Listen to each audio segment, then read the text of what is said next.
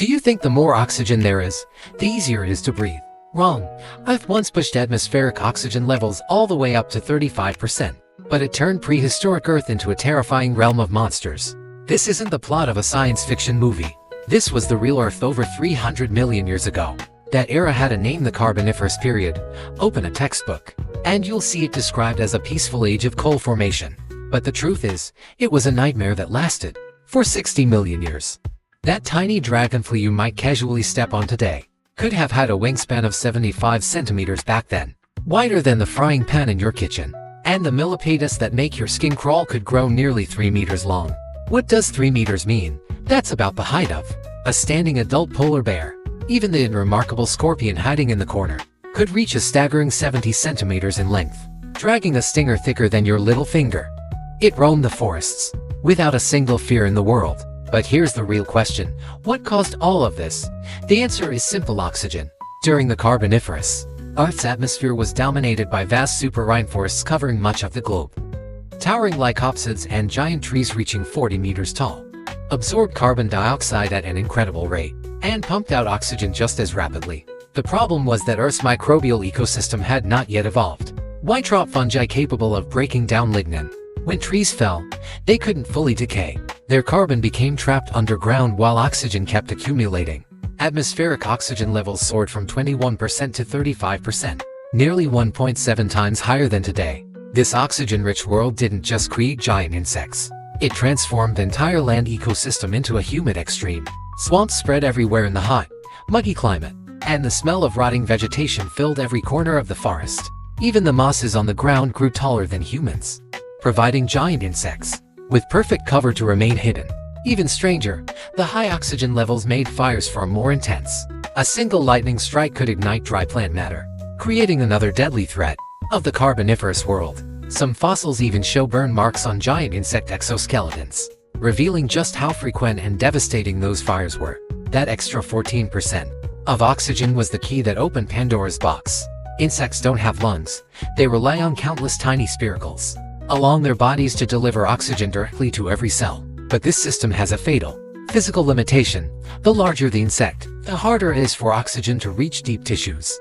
Under normal conditions, this constraint keeps insects permanently confined to small sizes. But an oxygen level of 35% acted like a powerful booster for this system, shattering the size limit and bringing the ceiling crashing down. And so the age of prehistoric monsters began. First, let's look at the giant Meganeura in the sky, the undisputed ruler of Carboniferous airspace.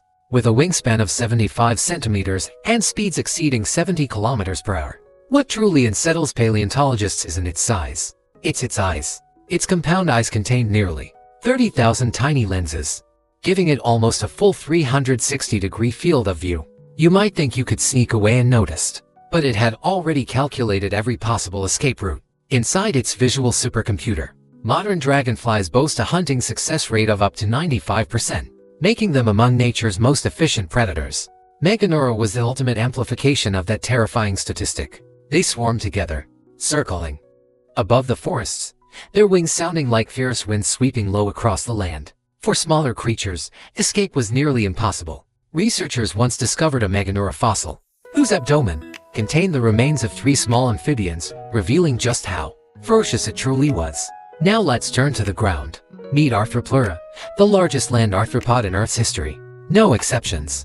The largest known fossil specimen measured nearly 2.7 meters long. It weighed around 50 kilograms, and its dozens of legs moved in perfectly coordinated waves. The vibrations from its movement could be felt tens of meters away. What's even more surprising is that in 2024, French scientists used micro-CT scanning to reanalyze its fossilized head. They found that its jaws were designed for grinding plant fibers, not for killing prey. This giant beast, over 2 meters long and capable of crushing anything in its path, was actually a scavenger feeding on decaying leaves. Even so, its enormous size alone was enough to make most predators think twice, and even small synapsids fled in panic when it approached. Think that's the end. The real nightmare hasn't appeared yet. Enter Scorpius, the silent assassin of the Carboniferous forests. It reached 70 centimeters in length and carried more venom than any modern scorpion, posing a deadly threat to nearly everything around it. It didn't ambush, it didn't hide, it simply strutted through the forest, because nothing in the food chain dared challenge it. Some fossil evidence even suggests its venom could easily paralyze animals, several times larger than itself. It was unquestionably one of the top predators of its ecosystem. And your ancestors, those early primitive synapsids, survived this monster-filled world in an incredibly grim way. They hid in muddy burrows and among tree roots. They stayed hidden during the day and avoided wandering at night. The smaller and less noticeable they were, the better. They had no sharp claws or fangs, only sheer resilience. They endured cold, hunger, and sometimes even resorted to cannibalism to survive. Their diet consisted mainly of decaying plant matter and smaller insects. For nearly 50 million years, their entire survival strategy came down to one thing: endurance. But near the end of the Carboniferous, everything changed.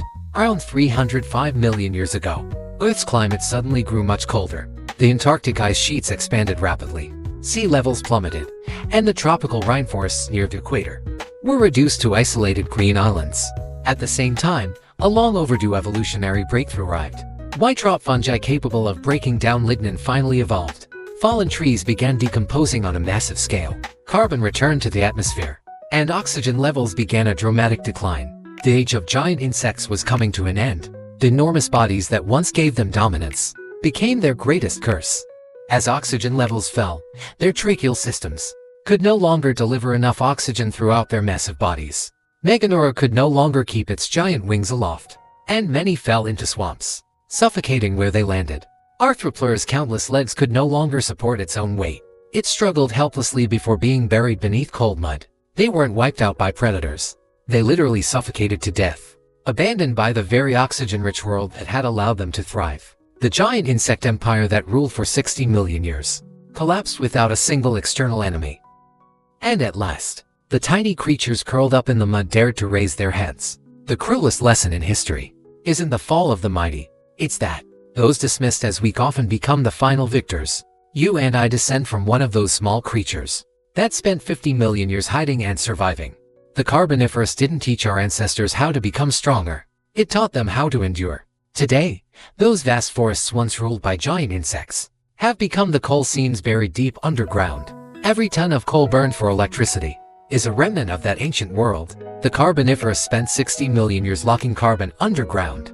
We've released much of it back into the atmosphere in just 200 years. As carbon dioxide levels continue to rise, we may be setting the stage for another massive ecological shift. Only this time, humans are the ones driving the change. The ending of this story may not be written yet, and we're the ones writing the next chapter.